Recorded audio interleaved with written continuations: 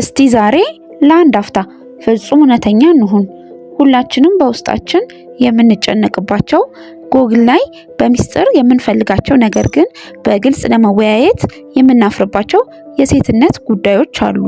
ከስፖርት በኋላ ፊቴ ላይ ለምን ብጉር ይወጣል? የሴትነት አካላችንንስ በትክክል ነው የምንታጠበው? ዛሬ ይሄንን ክልክል የሚመስል አጥር እንሰብረዋለን።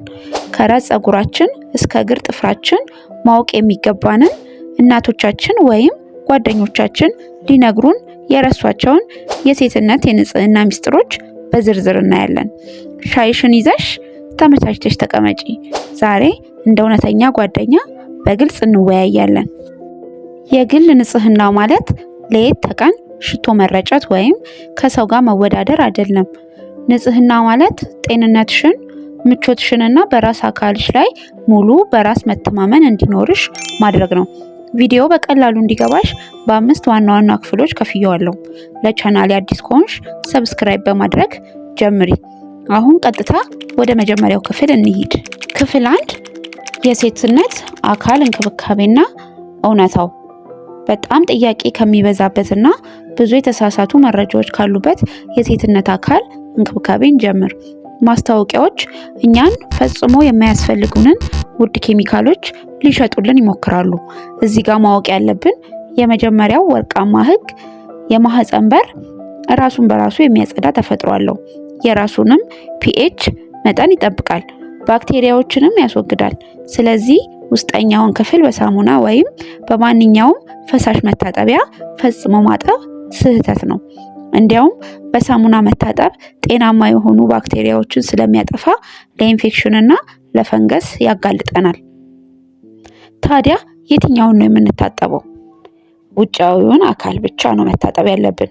ለዚህ ደግሞ የሚያስፈልገን ለብ ያለ ውሃ ወይም ምንም አይነት ጠረን ወይም ሽታ የሌለው ሳሙና ነው። ሁል ጊዜ ልታስታውሻቸው የሚገቡ 3 ህጎች። ከፊት ወደ ኋላ መታጠብ። ሽንት ቤት ከተጠቀምሽ በኋላ ሁል ጊዜ ከፊት ወደ ኋላ ታጠቢ። ይህ ከጀርባ የሚመጡትን ባክቴሪያዎች ወደ ሽንት ቱቦ ገብተው ለኢንፌክሽን እንዳይዳርጉሽ ይከላከላል። የጥጥ ልብሶች ህግ። ሰውነታችን አየር ማግኘት አለበት። የውስጥ ልብስ ስትገዢ ከጥጥ የተሰሩትን ምረጪ። ማታ ስትተኚ በጣም ጥብቅ ያሉ ልብሶችን ባትለብሺ ይመረጣል። እንዲያውም ፓንት ሳትለብሺ ብተኚ የበለጠ ተመራጭ ነው። ከስፖርት በኋላስ? በስፖርት ላብ የራስዎን ታይት ለብሰሽ ረጅም ሰዓት አትቀመጪ። እርጥበትና ሙቀት በአንድ ላይ ሲሆኑ ለፈንገስ ምቹ ሁኔታን ይፈጥራሉ። ወዲያውኑ ገላሽን መታጠባች እንኳን ልብስሽን በአስቸኳይ ቀይሪ። ክፍል 2 የገላ መታጠብና የሰውነት ጠረን። ቀጥሎ ደግሞ ስለ ሻወር አወሳሰድ እናውራ። በጣም ቀላል ይመስላል፣ ግን ቀናችንን ሙሉ ንጹህ ሆነን እንድንውል ያደርገናል። ስለ ሰውነት ጠረንስ ምን ያህል እናውቃለን? ላብ ራሱ ምንም አይነት መጥፎ ጠረን የለውም። መጥፎ ጠረን የሚፈጥረው ላባችን በሰውነታችን ላይ ካሉ ተፈጥሯዊ ባክቴሪያዎች ጋር ሲገናኝ ነው። ስለዚህ ሻወር ስንወስድ ዋና ዋና የላብ ቦታዎችን እቅፍ ወይም ብብታችንን፣ ከጆሮ ጀርባ፣ ከጡታችን በታችና እግራችንን በትክክል ማጽዳት አለብን። እቅፍሽ ላይ የሚወጣው መጥፎ ጠረን በሳሙና ቢታጠቡትም የማይጠፋ ከሆነ አንድ ሚስጥር ልንገርሽ። ይሄ ፊታችን ላይ ለብጉር የምንጠቀምበትንና ባክቴሪያ የሚያጠፋውን ቤንዞይል ፔሮክሳይድ የሚባለውን ወይም ግላይኮሊክ አሲድ የሚባለውን የፊት መታጠቢያ ሳሙና በሳምንት 1 ወይ 2 ቀን እቅፍሽ ላይ ተቀብተሽ ለ1 ደቂቃ ቆዩና ታጠቢው። ጠረኑን በሽቶ ለመሸፈን ከመሞከር ይልቅ ጠረን አምጪ ባክቴሪያዎችን በቀጥታ ያጠፋቸዋል። ማሳሰቢያ እዚህ ጋር ሼቭ ወይም በምላጭ እቅፍሽን ካጸዳሽ በኋላ ይህንን ሳሙና እንዳትጠቀሚ። ቀጣይ ስለ ፎጣ። እባክሽን አንድ ፎጣ ከ3 እና ከ4 ጊዜ በላይ ሳታጥቢው አትጠቀሚበት። እንዲሁም ከተጠቀምሽው በኋላ አየር የሚያገኝበት ቦታ አድርቂው። እርጥብ ፎጣ የባክቴሪያ መፈልፈያ ነው። ያንን ደግሞ መልሰሽ ንጹህ ሰውነትሽ ላይ ስታሹ ባክቴሪያውን እየመለሹ ነው ወደ ሰውነትሽ። ክፍል 3 የወር አበባ ጊዜ ንጽህና አጠባበቅ።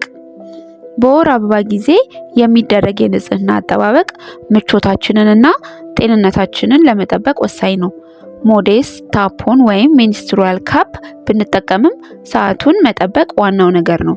ሞዴስ ከ4 ሰዓት እስከ 6 ሰዓት፣ ታፖን ደግሞ ከ4 ሰዓት እስከ 8 ሰዓት መቀየር አለበት። ታፖንን ለረጅም ሰዓት ማቆየት ለባክቴሪያል ለሆነ ህመም ሊያጋልጠን ይችላል። የወር አበባ ኩባያ ወይም ሜንስትሩዋል ካፕ ደግሞ እስከ 12 ሰዓት ማቆየት ይቻላል። ነገር ግን ከመቀየርሽ በፊት እጅሽን በሳሙና በሚገባ መታጠብሽን አትርሺ። የወር አበባሽ ሲያበቃ ደግሞ በሚፈላ ውሃ ውስጥ አፍልተሽ ለሚቀጥለው ወር በንጽህና አስቀምጩ። ተጨማሪ ትኩስነት ለማግኘት ደግሞ በዚህ ወቅት ደም መፍሰስ ስላለ የሰውነታችን ጠረት ትንሽ ሊቀየር ይችላል። ስለዚህ ይሄ ደግሞ ፍጹም ተፈጥሯዊ ነው። ቀን ላይ ራስሽን በይበልጥ ንጹህ ለማድረግ ከፈለግሽ በንጹህ እርጥብ ጨርቅና ለብ ባለ ውሃ ብቻ ጥረጊ። ሽታ ያላቸውን የሴቶች ዋይፕስ አትጠቀሚ፣ ኬሚካሉ ቆዳሽን ይቆጠዋል። ክፍል 4 የፊት ቆዳና የመኝታ ንጽህና።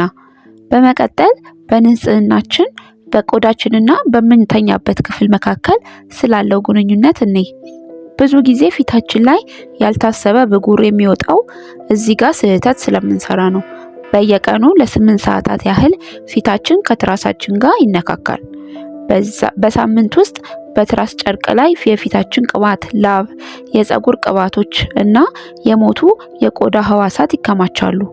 በትራሱ ጨርቅ ላይ የተከማቸው ቆሻሻ በየቀኑ ወደ ፊታችን ይመለሳል። ስለዚህ የትራስ ጨርቅሽን በሳምንት ቢያንስ አንዴ ቀይሪ። ፊትሽ ላይ ብጉር የሚበዛ ከሆነ ደግሞ በሳምንት 2 ወይ 3 ጊዜ ቀይሪ። ከሐር ወይም ከሳተን የሚሰሩ የትራስ ጨርቆችን ደግሞ መጠቀም በጣም ለፊት ቆዳ እና ለፀጉር በጣም ተስማሚ ናቸው። ሌላኛው ወርቃማው ህግ በጭራሽ ሜካፕ ሳትታጠቢ እንዳትተኚ። ሜካፕ ቀዳዳዎችን ይደፍናል፣ የቀኑን አቧራ ፊትሽ ላይ ያቆየዋል እና ህመም ያላቸው ትልልቅ ብጉሮችን ያወጣብሻል። ምንም ያህል ቢደክምሽ ፊትሽን በሚገባ ታጥበሽ ተኚ። ክፍል 5 የአፍና የእግር ንጽህና። ቪዲዮአችንን ከመጨረሳችን በፊት ሁለቱን የሰውነታችንን ጫፎች እንያቸው። የአፍና የእግር ንጽህና። በቀን 2 ጊዜ ጥርስ መቦረሽ የተለመደ ነው። ነገር ግን የአፋችንን ጠረን ሁል ጊዜ ደስ የሚል እንዲሆን የሚያደርገው ዋናው ሚስጥር ምላሳችንን መፋቃችን ነው። መጥፎ ጠረን የሚያመጡ ባክቴሪያዎች የሚቀመጡት በምላሳችን የኋለኛው ክፍል ላይ ነው። ጠዋት ጥርስሽን ስትቦርሺ ምላስሽን በምላስ መፋቂያ መፋቅ 5 ሰከንድ ብቻ ነው የሚወስደው። ነገር ግን ሙሉ ቀን አፍሽን ንጹህ አድርጎ ይውልልሻል። የጥርስ ክር መጠቀምም አትርሺ። ስለ እግርሽ ደግሞ ከሻወር በኋላ በጣቶችሽ መካከል ያለውን ቦታ በሚገባ አድርቂ። እርጥበት እዚያ ጋር ከቀረ ለፈንገስ ያጋልጣል። ሁልጊዜ ዝግ ጫማዎችን ወይም ሽፍን ጫማዎችን የምታዘወትሪ ከሆነ ደግሞ ጫማሽን አየር እንዲያገኝ በየቀኑ አቀያይረሽ ልበሺ። ሁልጊዜም ንጹህ ካልሲ ተጠቀሚ። ዛሬ ብዙ ጠቃሚ ነገሮችን እንዳየን አውቃለሁ። ግን አስታውሺ፣ የግል ንጽህናሽን መጠበቅ ራስሽን የመውደድና የማክበር መገለጫ ነው። አካልሽን ማዳመጥና የሚያስፈልገውን እንክብካቤ መስጠት ለአንቺ ትልቅ ዋጋ አለው። አሁን ደግሞ የእናንተን ተራ ልስማ። እስኪ ከነዚህ ምክሮች ውስጥ ለእናንተ አዲስ የሆነው ወይም ህይወታችሁን የቀየረው የትኛው ነው? ኮሜንት ላይ ጻፉልኝ። እነዚህን ጉዳዮች በግልጽ የመወያየት ባህላችንን ደግሞ እናሳድግ። ይህ ቪዲዮ በጣም ጠቃሚ ሆኖ ካገኛችሁት ላይክ ማድረጋችሁን፣ ለጓደኛችሁ ማጋራታችሁን እና አዳዲስ ቪዲዮዎች እንዳያመልጣችሁ ሰብስክራይብ ማድረጋችሁን አትርሱ። ሁልጊዜም ውብ እና ንጹህ ሆናችሁ ሰንብቱ። በሚቀጥለው ቪዲዮ እስክንገናኝ ድረስ ቻው።